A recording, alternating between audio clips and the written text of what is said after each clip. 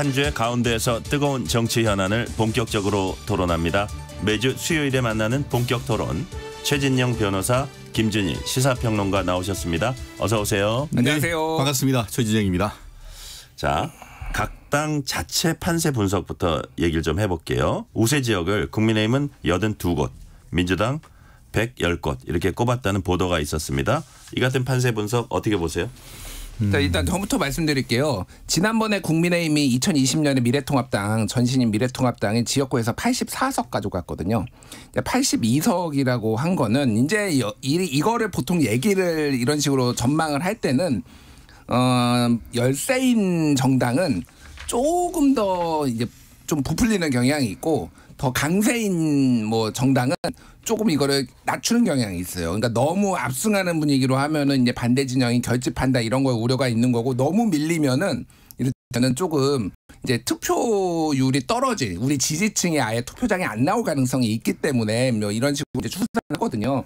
어쨌든 그거를 계산을 해보면 82하고 110이면은 이제 254개 중에 이제 한 190개 정도 되고 이제 이게 빠진 거잖아요. 경합은 이제 그 정도로 보는 건데 대체적으로 보면은 2020년 선거 분위기가 뭐 완전히 부합하지는 않지만은 크게 다르지 않다. 이런 조금 최근에 지금 국민의힘에 상당히 고전하는 모습 뭐 이런 것들이 어느 정도 좀 반영이 된 것 같습니다. 그래서 뭐 이제 최종적인 거는 좀 열어봐야 되겠지만은 국민의힘에서 제가 뭐 좀 얘기를 들어보면은 사실 이거를 우세 지역으로 볼 수 있나? 이것까지 몇 군데 좀 포함 뭐 제가 지역은 말씀 안 드리겠지만은 뭐 이런 것까지 좀 있다는 거예요. 그러니까 그래서 지금 안 좋은 분위기가 좀 반영이 된 것 같습니다.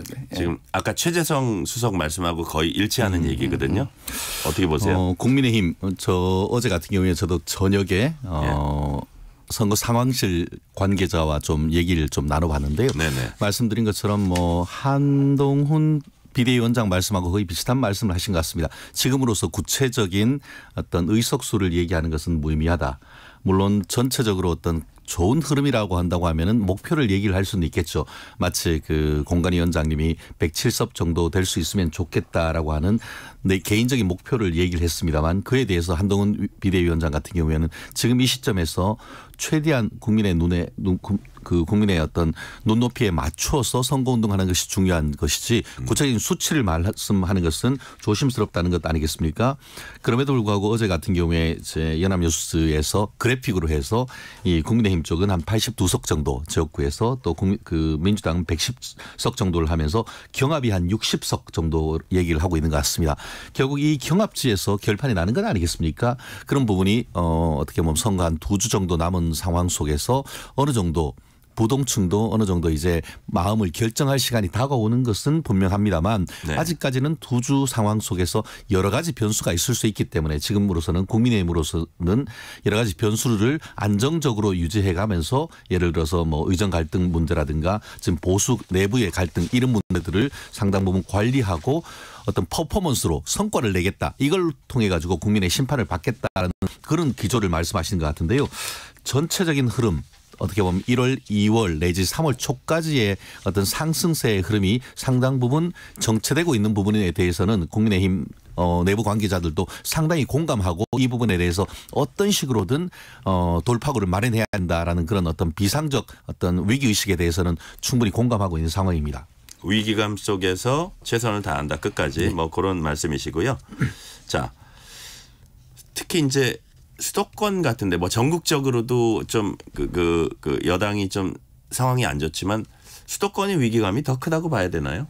그렇죠. 그러니까 쉽게 얘기를 하면은 TK 이제 대구 경북이 이제 25석 뭐 12석, 13석에서 25석이 있는데 이거를 국민의힘이 민주당이나 뭐 다른 정당에 내줄 가능성은 없다. 뭐 무소속이 한두 명이 이제 뭐 최경환 뭐 후보라든지 뭐 될 가능성은 있지만은 그 PK가 지금 40석인데 이제 좀 늘어가지고 근데 지금 7석 부정에서 7석이 지금 민주당이거든요. 사실 여기서 민주당이 진짜 선전해서 뺏어와도 뭐 3석 뭐 그 국민의힘이 더 빼서 민주당 거 뺏어 온다고 해도 뭐 3석 이런 거잖아요.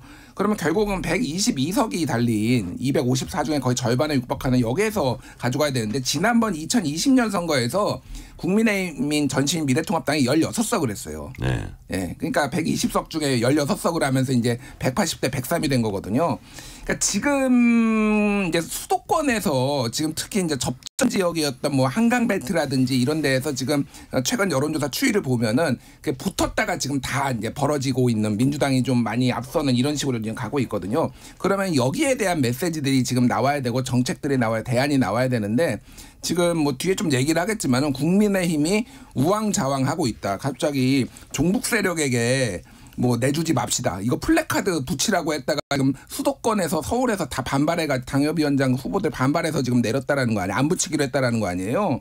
그러니까 지금 종북 세력에게 내주지 맙시다. 갑자기 플래카드가 붙으면 그 밑에는 우리가 1,500억 원 지원하겠습니다. 그게 같이 나란히 붙어 있으면은 도움이 되겠냐고요. 그러니까 서울에서. 그러니까 민생 경제에 도움되는 이런 부분에 집중해야 되지 않나. 국민의힘은 합니다가 슬로건이에요 지금. 그래서 지금 이제 우리는 포지티브 하겠다라고 가다가 갑자기 급해지니까 지금 막 네거티브 꺼내고 그랬을 때 이게 효과가 있을 것이냐. 지금 우왕좌왕하고 있다. 쉽게 얘기하면 국민의힘이. 자, 어떻게 보세요 그런 부분? 국민의힘 전체적인 판세 자체에 대해서 좀 전에 말씀드린 것처럼 서울 수도권뿐만 아니고 TK를 넘어 PK 지역에서도 상당 부분 좀 열세인 그런 경향이 나타나고 있는 것도 사실 아니겠습니까?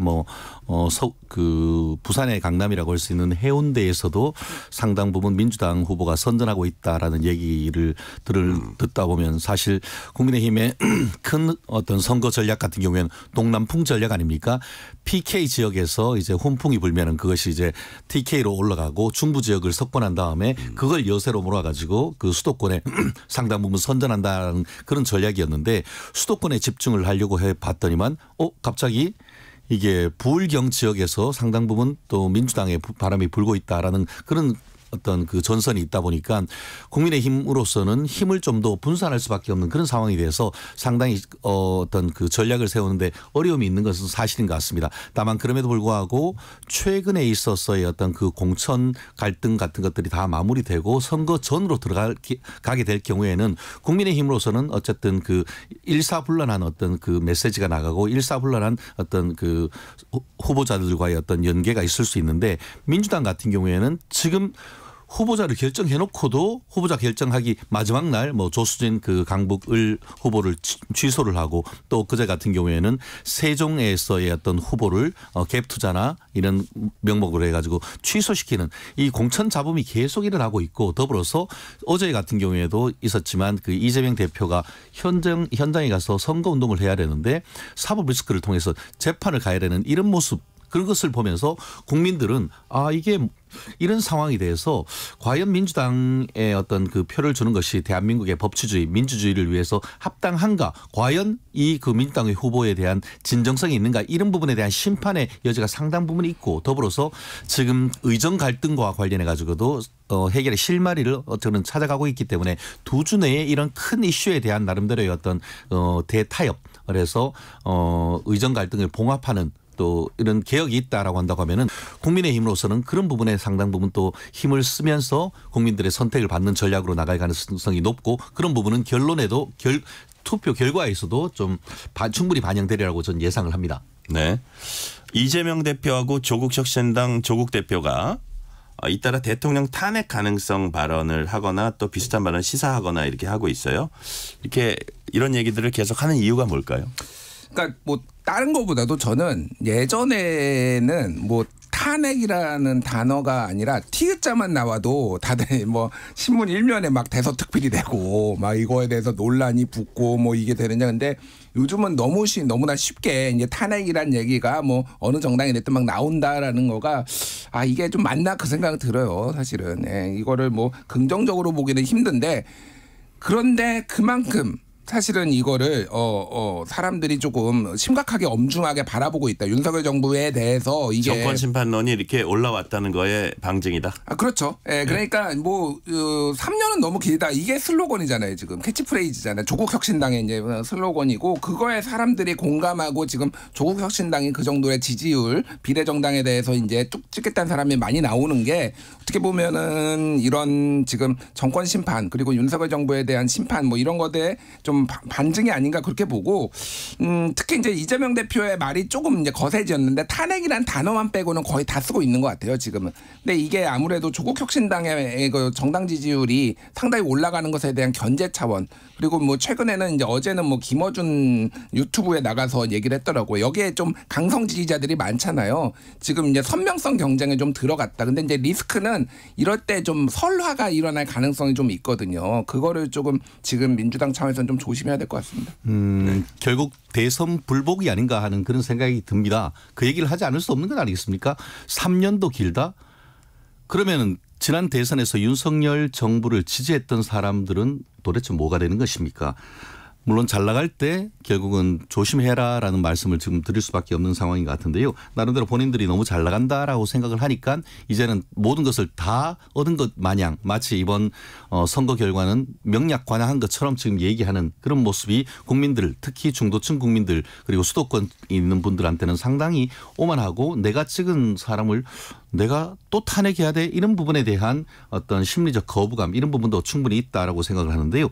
말씀드린 것처럼 예전엔 그냥 뭐 윤석열 정부 심판론이라고 얘기를 했었었는데 이제는 대놓고 탄핵이라고 얘기하는 그런 사실 자체가 지금 민주주의의 위기 이런 부분을 얘기하지 않을 수밖에 없는데 말씀드린 것처럼 저는 2조 방탄당이라고 얘기를 하고 있습니다. 무슨 말이냐. 지금 그 이재명 대표 같은 경우에는 본인들이 어떤 승리를 위한 것보다는 이재명의 어떤 그 추후의 사법 리스크라든가 이 다음에 당 대표로서의 어떤 당선 가능성 이런 것을 보고 공천을 했다라는 것이 이 우리 정치평론계의 정설인 것이고 나아가 조국 그 당 같은 경우에도 말은 조국 혁신당이라고 하지만 조국 방탄당 결국 그 1심 2심에서 실형 2년을 선고를 받고 이제 대법원 판결이 남은 상황 속에서 대법원 판결 현직 국회의원이라고 한다고 하면 법원에서 쉽게 판단을 못합니다. 그러다 보니까 지난 그 4년 동안도 뭐 윤미향 의원이나 이런 특히 그 민주당 의원들한테 대한 재판이 뭐 3년 4년씩 끌었던 그런 모습을 보는데 결국 방탄 조끼를 입고 주위에 있던 호위무사 검사들로 해서 검찰 그 조획관 검찰 공천을 통해서 본인의 방탄하려고 한 건 아니겠습니까? 그러니까 결국 공당이라는 데서 얘기하고 있는 1호 어떤 법안 공약이 한동훈 그 자녀에 대한 보복성 어떻게 보면 특검을 한다는 그런 얘기가 나오는 것이 결국 국가 시스템을 사적으로 활용하려고 한다는 그런 어떤 조국에 의한 조국당으로서의 어떤 비정상적인 그 어떤 흐름 이런 부분에 대한 심판 앞으로 이제 2주간 남았습니다만 그런 부분에 대한 국민들의 어떤 심판의 여론이 불 가능성 저는 충분히 여전히 남아 있다고 봅니다. 아울러서 이제 총선 앞두고 한 3차례 더 법원에 나가야 되나 봐요. 그러면서 왜 자기가 안 나가도 되는데 재판에 오라가라 하냐 했더니 이제 국민의힘에서는 이게 초법적 존재냐 하면서 정진상 피고인과 공범으로 기소된 사건인데 어떻게 안 부르냐 하면서 심지어는 범죄자 독재를 심판하는 선거가 이번 선거다라는 용어까지 했어요. 저는 그 부분과 관련해서 법조인이기 때문에 제가 좀 먼저 말씀드리고 싶은데요. 이재명 대표는 이게 바로 검사 독재다라고 하는데 그러면은 검사한테 그 재판장님이 놀아나는 겁니까? 그런 말씀 자체가 특히 재판장과 사법부가 느끼는 굉장히 모멸감이 클 거다라고 생각을 하는데요. 이재명 대표가는 나하고 상관없는데 왜 나를 계속 부르냐. 그게 검사가 그 하는 의도다라고 하는데 결코 그렇지 않습니다. 왜냐하면은 공범이지 않습니까? 정진상과 그리고 정진상과 관련된 공소 사실이지만 실질적으로 공범 관계에 있다 보니까 만약에 이재명 대표가 안 나올 경우 안 나오려고 하는 의도는 분명해요. 뭐냐면은 내가 거기에 가서 그 정진상과 관련된 그 유동규 증인신문 하는데 내가 반대 신문을 안 했기 때문에 그 유동규의 증인신문을 나의 유죄로 쓸 신빙성과 증거 능력이 없다라는 소송법적 아주 고도의 전략이 깔려 있단 말이에요. 그것을 갈파하고 재판부 같은 경우에 그렇지 않다. 실질적인 공범이고 반대 신문을 하고 경우에 따라서는 유동규와 이재명을 대질신문할 수 있는 그런 가능성이 있기 때문에 그렇기 때문에 당신은 나와야 된다라고 얘기를 했던 것이죠. 결국 이 부분과 관련해서 그렇게 지금 2번 동안 안 나오다가 이번에 나온 것은 뭐 어떻게 보면은 그 조국의 말로 조국 대표의 얘기로 따르면은 너그 이제 쫄았지 이거 아니겠습니까? 이번에도 안 나온다고 하면 실질적으로 법원으로서는 구인영장을 발부할 수밖에 없는 상황이었기 때문에 그것을 법조인으로 잘 아는 이재명 대표가 부득이하게 나갔다 출석했다 저는 그렇게 보고 있습니다.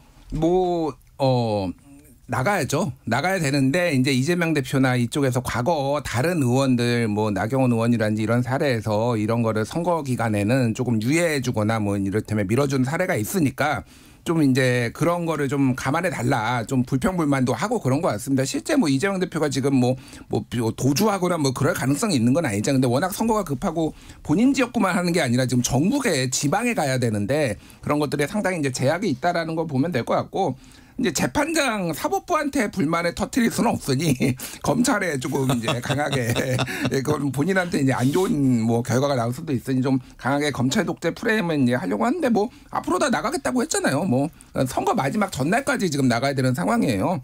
네. 그래서 그런 리스크를 안고서도 뭐 열심히 한다 이렇게 보면 될 것 같습니다. 정치권의 때 아닌 아르헨티나 논쟁이 벌어졌습니다. 이재명 대표는 입법 권력을 국민의힘 빼앗기면 우리나라가 아르헨티나, 브라질처럼 될 것이다. 했더니 한동훈 위원장은 아르헨티나 좌파 정권 포퓰리즘 때문에 추락했다 이런 취지로 얘기하면서 이재명 대표의 정책처럼 하면 그렇게 된다고 반박을 했거든요. 이런 부분은 어떻게 보세요? 사실 최근에도 본인의 어떤 사법 리스크라든가 아니면 공천 리스크가 딱 터지자마자 돌아서 가지고 1인당 묻지도 따지지도 말고 25만 원씩 주겠다. 한 가구에 4명이면 100만 원씩 주겠다라는 얘기를 하고 있는데 그게 바로 포퓰리즘 아니겠습니까? 그 재원 다 어디서 가지고 오나요? 사실 그 지금 25만 원씩 주겠다는 것이 본인이 성남시장 때 이른바 메르스 사태 터졌을 때에 성남 같은 경우에는 묻지도 따지지도 않고 1인당 10만 원씩 줬습니다. 그러면서 그걸 가지고 이제 이재명은 합니다라고 얘기를 하면서 상당 부분 그걸 바탕으로 해서 경기지사까지 도전을 했었는데요. 사실 그때의 성남시의 퍼줬던 10만 원이 어디에서 돈이 나오느냐.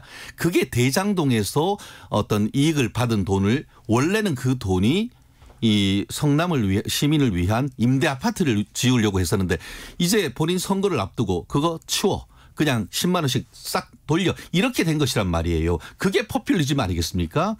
지금 그 Don't Cry For Me 아르헨티나라고 해서 결국 아르헨티나가 지금 사실 19세기만 해도 에바페론 20세기 초에 지하철이 있을 만큼 선진국이었지만 결국 지나친 포퓰리즘으로 해서 사실상 망했다라는 그런 평가를 듣고 있는데 만약에 지금 민주당의 어떤 그런 흐름으로 정책적 흐름으로 한다고 하면은 오히려 지금 한동훈 비대위원장이 얘기하는 것처럼 대한민국의 아르헨티나화 될 가능성이 훨씬 높다는 것은 저뿐만 아니고 어떤 그 상식을 가진 사람이라면 참 공감할 수밖에 없는 이슈라고 생각합니다. 그러니까 뭐 일단 이 듣는 아르헨티나는 참 기분이 안 좋겠구나. 네. 남의 저도 그런 생각했어요. 네.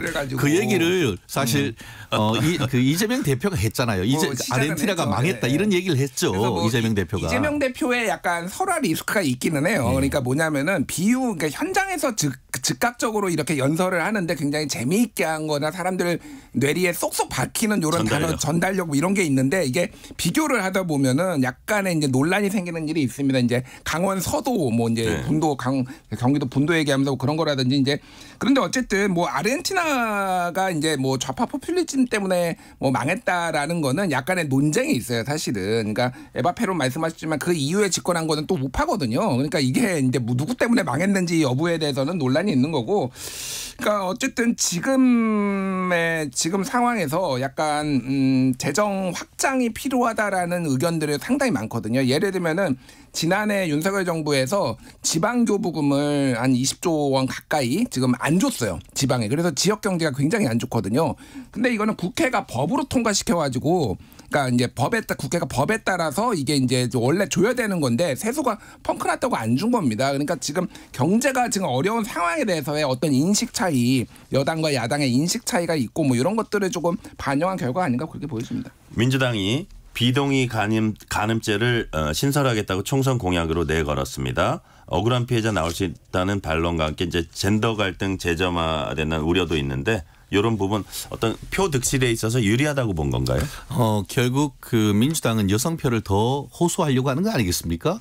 근데 최근에 있어가지고 앞뒤가 참 안 맞다라는 생각이 들어요. 조수진 그 강북을 후보 같은 경우에도 앞으로는 여성 인권을 얘기를 하고 본인의 가장 자랑스러운 것이 민변 사무총장이라고 했지만 실제 본인 그 블로그 같은 경우에는 성범죄 가해자에 대한 마케팅을 해왔단 말이에요. 그렇기 때문에 앞뒤가 다르다는 얘기 아니겠습니까? 실제로 비동의 가늠이나 이런 부분과 관련해 가지고 많은 부분이 됐을 때 국민의힘 쪽의 어떤 정치 인사에 대해서 어떤 그런 성범죄가 있을 때는 성인지 감수성이라든가 그런 것을 그렇게 강조를 했다가 거꾸로 민주당 쪽 인사들의 어떤 성범죄나 이런 부분에 있을 때는 민주당 측 어떤 그 외곽에 있는 여성 단체라든가 이런 부분들은 입을 싹 닫고 아무 말도 안 하는 그런 것에 대한 이중성에 대해서 국민들이 상당히 비판적으로 보고 있는데요. 실제 최근 이 문제와 관련해 가지고 비동의 가늠 조국 신당 조국 대표도 본인이 그 서울법대 교수할 때 이 비동의 가늠을 할 경우에는 뜻하지 않은 피해자가 있을 수 있다라고 해서 반대 의사를 밝혔습니다. 그렇다는 점에서 어떻게 보면 민주당이 그 조국 당과는 다르게 여성을 더 우대하려고 한다라는 그런 메시지를 보려고 하는 전략이 있을지는 모르겠지만 평소 때 본인들이 해온 어떤 보여준 실질적인 어떤 그 내로남불 내 측 사람의 어떤 성범죄에 대해서는 입을 닫고 있는 그런 모습을 봤을 때 과연 여성에 대해서 얼마나 소구력이 있을지에 대해서는 지금으로서는 의문이라고 봅니다. 비동의 강간죄, 비동의 가늠죄는 논쟁의 영역에 있는 거예요. 이거는 이제 차분히 얘기를 해보면 되는 겁니다. 그런데 이제 연합뉴스가 작년에 2월 4일에 이제 팩트 체크 비동의 강간죄 도입되면 동의 없었다 피해자 진술만으로 유죄 그래서 이제 여러 언론들도 썼지만 이제 자세히 써놨는데 해외에서는 동의를 구하는 것이 굉장히 보편화되어 있어요. 그러니까 선 유럽이나 이런 데는 그러니까 no mean no rules 아니면 yes mean yes rules 그래서 내가 성관계에 적극적으로 응하겠다라고 했을 때만 이제 성관계가 이제 성립된다라는 거를 이제 얘기를 하는 거고 이거는 논쟁의 영역입니다. 그래서 지금 나온 상황은 이게 갑자기 튀어나온 건 아니고 조수진 후보는 문제가 있죠. 근데 어쨌든 공천 취소했잖아요. 근데 비슷한 사례로 예를 들면 구자룡 의원이라든가 후보라든지 여러 이제 논란이 되는 분들이 있는데 그분들은 그럼 어떻게 이제 국민의힘은 공천을 지금 유지할 건지 취소할 건지 이게 오히려 묻고 싶은 거죠. 그러니까. 저는 그 부분에 대해서 명확합니다. 그 구자룡 의원이나 다른 의원 그 민주당 국민의힘 후보들이 내가 인권 변호사라고 하면서 여성 피해자만을 위해서 지원한다는 말 한 적이 없습니다.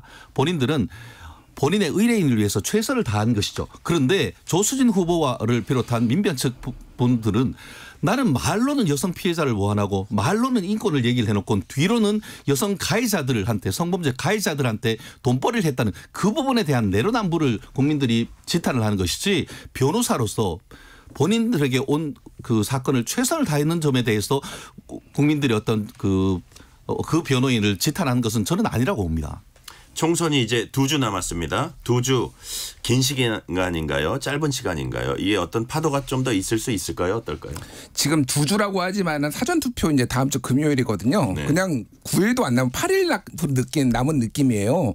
그러니까 짧은 기간은 아니지만은 이제 뭐가 이제 막 엄청나게 이렇게 예전에 사례를 봤을 때도 막 엄청난 변동이 있지는 않아요. 다만 2016년 같은 경우에는 이 기간에 국민의당의 지지율이 쫙 올라가기 시작했거든요. 근데 이미 시작됐던 상승세가 계속 이어진 거 이런 겁니다. 그래서 어쨌든 지금은 좀 안정적으로 뭔가를 그러니까 우리가 반복했던 메시지를 강하게 내는 건데 아까 얘기했지만은 민주당은 어쨌든 정권 심판론 이게 이제 선거 치르기 쉬운 구호예요. 근데 국민의힘이 지금 오락가락하고 있다. 한동훈 비대위원장이 의사 중재도 해야 돼. 갑자기 박근혜도 만나야 돼. 그랬다가 종북 세력 얘기도 했다가 지금 세 자녀 지금 있으면은 대학 등록금도 다 면제해주고 그러니까 이게 지금 우왕좌왕 종횡무진으로 볼 수도 있지만 우왕좌왕하는 것 같아서 지금 여당이 지금 굉장히 시급하지 않나 그렇게 보여집니다. 결국 여러 가지 이슈가 있는데 사실 지난 몇 달 동안 그 윤석열 정부 지지층을 많이 끌었던 것은 의정 갈등 문제였습니다. 그런데 이 부분이 너무 지나치게 길어지고 윤 대통령의 어떤 입장이 너무 강성이다 보니까 이 부분에 대한 어떤 지지율이 급히 떨어지는 이런 부분을 봤는데 아마 남은 기간 동안 또 의정 갈등 문제 이걸 통해서 의료 개혁을 이끌어낸다고 하면은 이 부분에 있어서는 중도 민심 그리고 또 수도권 민심 상당 부분 견인할 수 있기 때문에 저는 개인적으로 그 국민의힘 쪽의 의정 갈등 문제에 대해서 어떻게 보면 최대한 어떤 그 결과를 도출해내는 노력 이게 어떻게 보면 남은 기간 동안 가장 큰 선거 운동이 될 가능성 좀 높다고 봅니다. 네, 오늘은 여기까지 듣겠습니다. 최진영 변호사, 김준일 시사평론가였습니다. 감사합니다. 감사합니다. 고맙습니다.